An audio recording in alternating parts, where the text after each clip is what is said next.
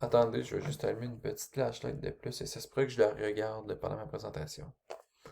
Donc, bonjour à vous. Comme convenu dans le cadre du cours du lundi 8 mars, comme que je suis là sur un attel, mais je suis quand même moyennement dans la possibilité d'utiliser mon bras, donc j'ai fait une présentation orale comme on avait convenu, afin de faire la réflexion personnelle 2 qui englobe trois valeurs morales qui sont importantes chez moi et probablement les plus importantes aussi.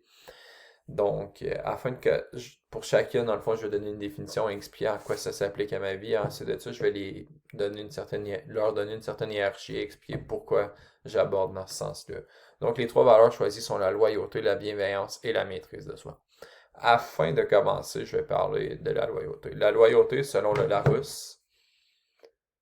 Oh, là, ça se peut qu'on ait perdu la qualité. Désolé, j'aime pas faire les présentations orales, mais je peux le choix.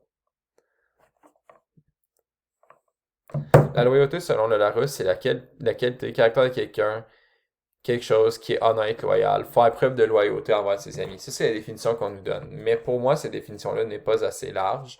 Et pour moi, être loyal, c'est beaucoup plus que ça. Être loyal, c'est de défendre ses amis, être présent pour ses amis, être fidèle à ses amis, mais ça s'applique tout autant comme on est en affaires, ça s'applique tout autant en affaires aussi. On va voir beaucoup de cas, par exemple, de personnes qui sont pas loyales à leur entreprise ou de gestionnaires qui sont pas loyaux envers leurs employés. Je vais référer surtout, par exemple, au hockey.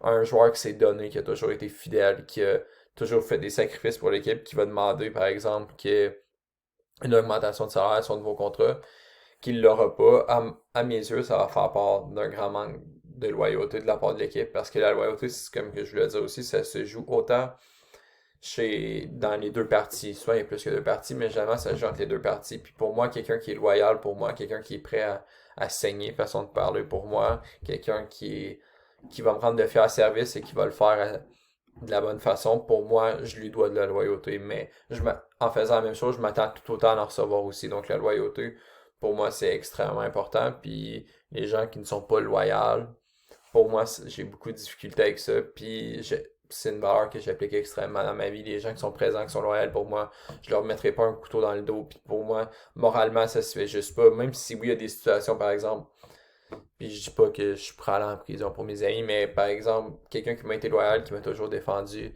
ben si dans une situation entre la vie ou la mort, probablement que. Ah merde, j'ai accroché. Dans une situation entre la vie ou la mort, j'ai beaucoup de chances de le défendre, pas nécessairement, pas dans un terme de violence, mais juste en général, je suis vraiment loyal, je suis prêt à me battre pour des choses comme ça, et c'est pour ça que la loyauté, selon moi, fait partie de mes grandes valeurs. Et comme je vais donner la définition du Larouche, ça parlait beaucoup d'amitié, mais en gestion, c'est tout autant important, comme je l'ai cité avec mes exemples de hockey, par exemple.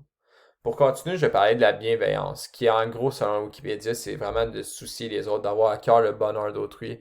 Et puis pour moi, dans toutes mes relations, autant que ça soit des employés, autant que ça soit un ami, pour moi, c'est quelque chose qui est encore primordial. Le bonheur des autres est très important, puis souvent on se rend pas compte à quel point que c'est des petits gestes qui font une grande différence dans la vie de quelqu'un. Et puis c'est ce que j'essaie d'appliquer autant en tant que gestionnaire, autant en tant que personne, envers mes clients.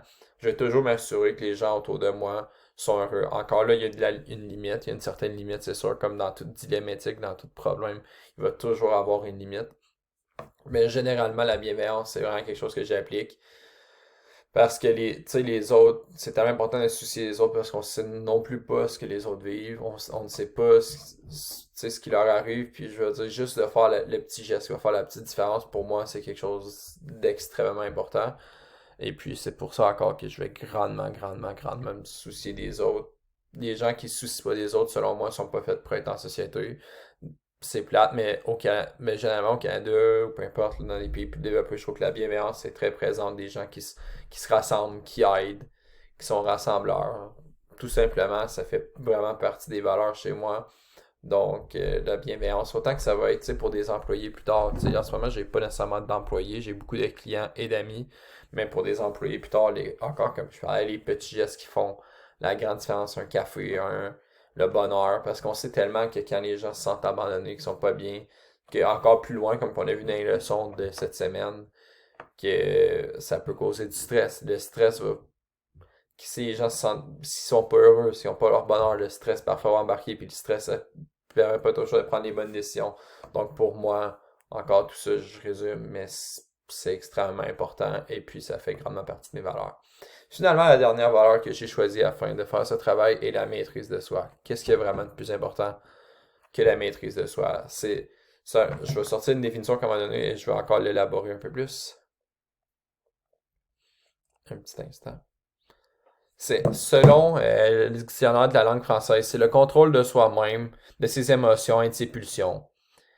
Il donne un exemple et il montrait une admirable maîtrise de lui-même, même lorsqu'il fut en colère. Puis en effet, la maîtrise de soi, selon moi, si on ne maîtrise pas ça, on ne maîtrisera pas grand-chose. Si on ne sait pas bien gérer, la maîtrise de soi, là, c'est de bien se connaître. Comme si on sait qu'on va réagir d'une telle façon dans une telle situation, parfois, il vaut mieux s'abstenir et ne pas le faire. Un peu moi versus le groupe. Si moi, je sais que je serai pas bien dans cette situation-là, je ne le fais pas. C'est vraiment important. Puis, d'un sens, il y a peut-être un côté utilitariste qui embarque là-dedans, mais c'est pas nécessairement la direction que je veux prendre. C'est aussi de, de bien se connaître. Puis, tu sais, en se connaissant bien, il y a tellement de choses qu'on peut éviter, comme par exemple le stress. Si on sait que telle situation va nous causer de l'angoisse ou du stress, en le maîtrisant bien par soi-même, en se connaissant bien, on va être capable d'éviter ces situations, de les rendre moins fortes. Puis comme je sais encore le stress, je secours aussi cette session-ci aussi.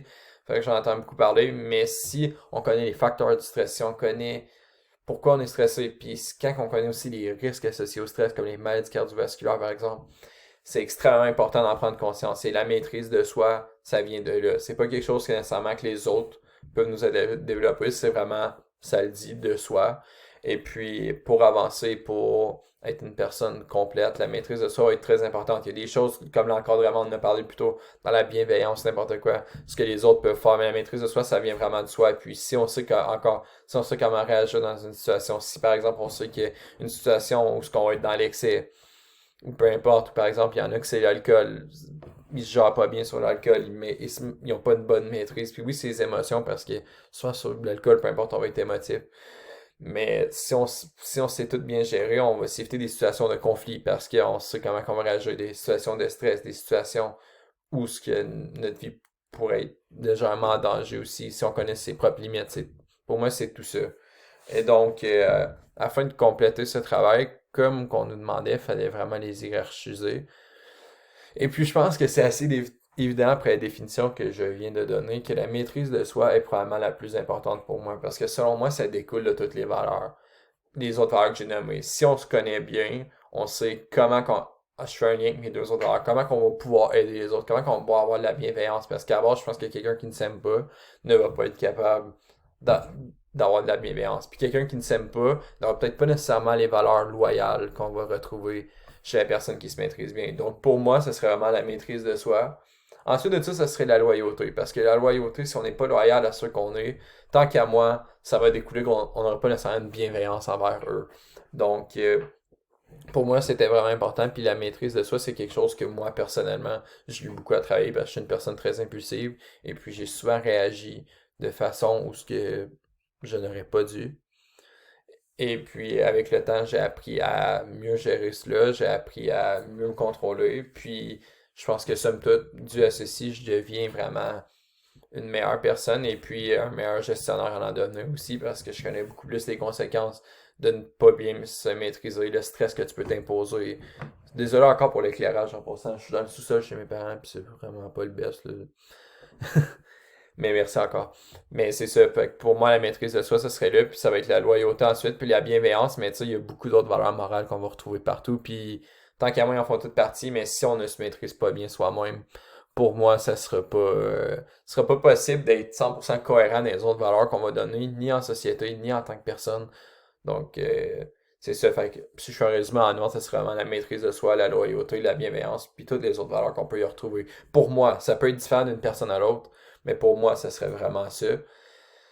Donc, c'est ça. En conclusion, j'ai nommé trois valeurs qui sont la maîtrise de soi, la loyauté et l'honnêteté. Dans l'ordre, j'en ai parlé de la bienveillance, après ça, la loyauté et la maîtrise de soi parce que je voulais faire une suite avec la maîtrise de soi et la valeur plus importante pour moi. Donc, on approche des 10 minutes. J'ai calculé, je l'ai pas rédigé, mais j'ai calculé, puis j'ai à peu près parlé l'équivalent que j'aurais parlé dans ma RP1 qui était d'environ 2 pages. Donc, sur ce, je vais vous remercier encore vraiment pour l'opportunité de me donner de faire ça par vidéo parce que je me rends compte que ça aurait été très long à écrire. Donc, vraiment, merci encore, puis merci pour votre bienveillance envers moi. Et puis, en sachant tout ça, j'ai pu un peu mieux me gérer, mais bref, ça changera pas mon ordre quand même. Un gros merci encore à vous, puis en espérant que tout est bien.